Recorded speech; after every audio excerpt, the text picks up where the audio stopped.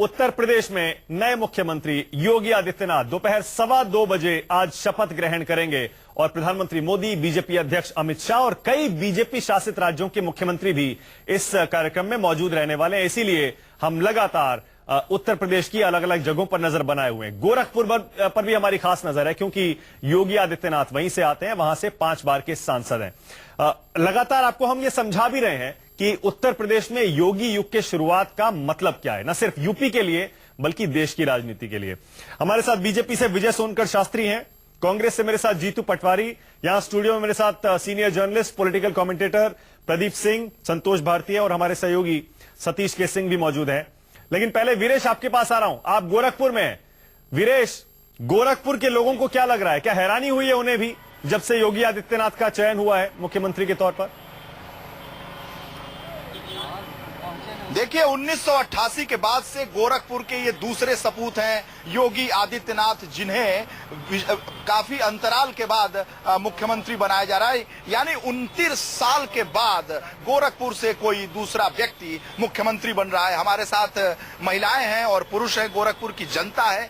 महिला सुरक्षा की बात बहुत की जा रही है बीजेपी की तरफ से, एंटी रोमियो स्क्वाड की बात की जा रही है कि हम आएंगे तो लॉ एंड ऑर्डर ठीक होगा, महिलाओं के साथ छेड़खानी कम होगा। तो बात ही कर लेते हैं महिलाओं से, कितनी उम्मीद है आपको? मुझे ये उम्मीद है कि मैं चाहती हूँ महिलाओं के खिलाफ सख्त से सख्त कानून बनाए जाएं, उन पे जो अत्याचार हो रहे हैं उन्हें पूरी तरह से खत्म किया जाए। पूरी तरह से खत्म किया जाए। कितनी उम्मीद है आपको इस सरकार से और योगी आदित्यनाथ से? हमें बहुत उम्मीद है कि अच्छी सरकार आए और महिलाओं के लिए कुछ करे। जो महिलाओं घर से बाहर नहीं निकल सकती, देखती रहती है कि कोई कुछ कर नहीं दे, ऐसी सरकार है कि अच्छी महिलाओं के लिए कानून अच्छी सुरक्षा बनाए। जी, योगी आदित्यनाथ आपके शहर के सांसद हैं और मुख्यमंत्री बनने जा रहे हैं, क्या कहेंगी? हमें सबसे पहले तो हमको बहुत खुशी है कि योगी आदित्यनाथ जी मुख्यमंत्री बने हैं और हमें उनसे बहुत ही ज्यादा उम्मीदें हैं कि वो महिलाओं के लिए कुछ करेंगे। सबसे पहले तो इतना सख्त रूल बनना चाहिए कि जो कोई महिलाओं के साथ छेड़खानी करे उसको सख्त से सख्त कार्रवाई की जाए। उसको मतलब कोर्ट वाला कोई वो नहीं होना चाहिए, सीधा मतलब ऑन द स्पॉट पनिशमेंट मिलना चाहिए। योगी आदित्यनाथ बार बार अपनी चुनावी सभाओं में एंटी रोमियो स्क्वाड की बात करते थे और कहते थे कि जो महिलाओं के साथ छेड़खानी करेगा उसे सजा मिलेगी, क्या कहें? हाँ, जरूर मिलनी चाहिए। जो औरतों पे मतलब पूरा अत्याचार करेगा उसके खिलाफ कड़ा से कड़ी मतलब कार्रवाई होनी चाहिए। भाई, कितनी उम्मीद है आपको योगी जी के मुख्यमंत्री बनने से? योगी जी के मुख्यमंत्री बनने से इस पूर्वांचल का बहुत विकास होना है और स्वास्थ्य, शिक्षा, बाढ़, इस सड़क, इस सब पर असीम बाढ़, बेरोजगारी और बीमारी, ये तीन बहुत बड़ी समस्या है पूर्वांचल की। विरेश लौटूंगा आपके पास, विरेश आपके पास लौटूंगा क्योंकि और भी बहुत सारे पहलू हैं आज की हमारी कवरेज के, उन पर भी एक नजर डालनी है। प्रदीप जी, 2 अहम खबर है।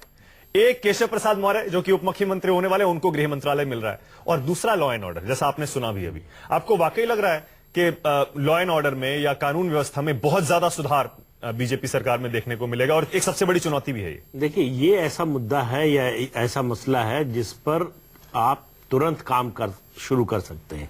इसके लिए आपको किसी योजना बनाने की, किसी धन की जरूरत, केंद्र की मदद, इस सब की जरूरत नहीं है। और इसका सबसे ज्यादा और फौरन असर पड़ता है।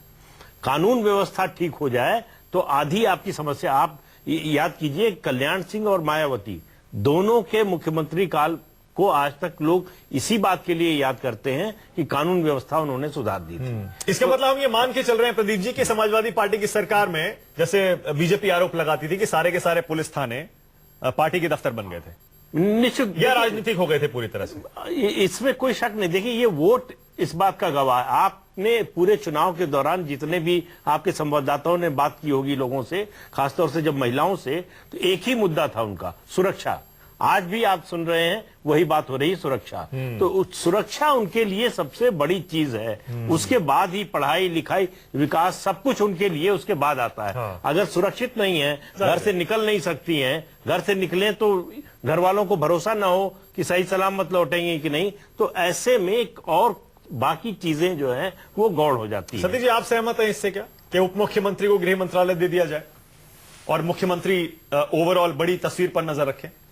देखिए, जैसे ही योगी आदित्यनाथ का चेहरा जो कि फायर ब्रांड हिंदुत्व के लिए जाने जाते हैं और वैसे भी देखिए तो ये आरएसएस वीएचपी के दो उप मुख्यमंत्री जो हुए और जो मुख्यमंत्री हुए, ये तीनों जो है आरएसएस और वीएचपी बैकग्राउंड के हैं। तो उसमें एक तरफ तो कमंडल की भी बात है, दूसरी तरफ मंडल की भी बात है, और वहां बैलेंस ऑफ पावर अगर रखना है तीनों के बीच में, तो ये सही है कि जैसे योगी आदित्यनाथ जैसे फायर ब्रांड हैं, तो उनके ऊपर अंकुश लगाने के लिए भी ये है, और जो ओबीसी चेहरा है केशव प्रसाद मौर्य, उनको थोड़ी पावर देके उनको पावर देना है कि हाँ जी। हाँ। और जैसे वो दिनेश शर्मा है, तो दिनेश शर्मा भी जो है पूरे आरएसएस बैकग्राउंड के हैं, केशव प्रसाद मौर्य वीएचपी बैकग्राउंड के ओबीसी के हैं, योगी आदित्यनाथ तो एक पैरेलल हिंदू आउटफिट भी चला चुके हैं। सही तो ये एक बैलेंस ऑफ पावर रखने की सतीश जी बात ब्रेक लेना, लेकिन उससे पहले संतोष जी मैं आपका भी एक कमेंट इस पर चाह रहा हूं। क्या आपको लग रहा है, जैसे सतीश जी कह रहे हैं, क्या वाकई बैलेंसिंग एक्ट है ये बीजेपी का, क्या कि केशव प्रसाद मौर्य डिप्टी सीएम को गृह मंत्रालय दे दिया जाए? देखिए, ये बैलेंसिंग एक्ट है या नहीं है और सही है या नहीं है, इसका पता चलेगा। लेकिन पहला एक प्रशासन अपने आप में एक सिग्नल लेता है। लखनऊ यूपी प्रशासन ने एक सिग्नल लिया जैसे ही पता चला कि भारतीय जनता पार्टी की सरकार आने वाली है, गायत्री प्रजापति गिरफ्तार हो गए। अब इसके बाद जिम्मेदारी आती उस गृह मंत्री की जिसको पद मिलेगा। बहुत सारे उदाहरण हैं जिसमें मुख्यमंत्री ने गृह मंत्रालय अपने पास नहीं रखा, लेकिन यहां पर और पिछले मुख्यमंत्री ने गृह मंत्रालय अपने पास रखा, कानून व्यवस्था खराब हुई। इस बार अगर गृह मंत्रालय केशव जी को मिलता है और केशव जी शुरू के 3 दिनों में या 5 दिनों में ये संकेत नहीं देते हैं कि वो कहीं पर भी अनावश्यक हस्तक्षेप नहीं करेंगे, प्रशासन की जिम्मेदारी है पुलिस की कंट्रोल करना लॉ एंड ऑर्डर को, तब तो हो पाएगा। और जहां उन्होंने सिफारिशें शुरू की, ये चीज बिगड़ जाएगी। फिर योगी बहुत इंपॉर्टेंट बात कह रहे हैं, शुरू के 3-4 दिन बहुत इंपॉर्टेंट होंगे नए गृह मंत्री के लिए। इसीलिए विजय सोनकर शास्त्री, ब्रेक के बाद आपके पास आ रहा हूं, क्योंकि आज योगी युग की शुरुआत हो रही है उत्तर प्रदेश में। आपके चेहरे पर मुस्कान मैं देख रहा हूं शास्त्री जी। ब्रेक के बाद आ रहा हूं आपके पास, बहुत सारी चुनौतियां भी होंगी। एक छोटा सा ब्रेक लेना, हमारी खास कवरेज जारी है, कहीं मत जाइए, देखते रहिए न्यूज़ 24।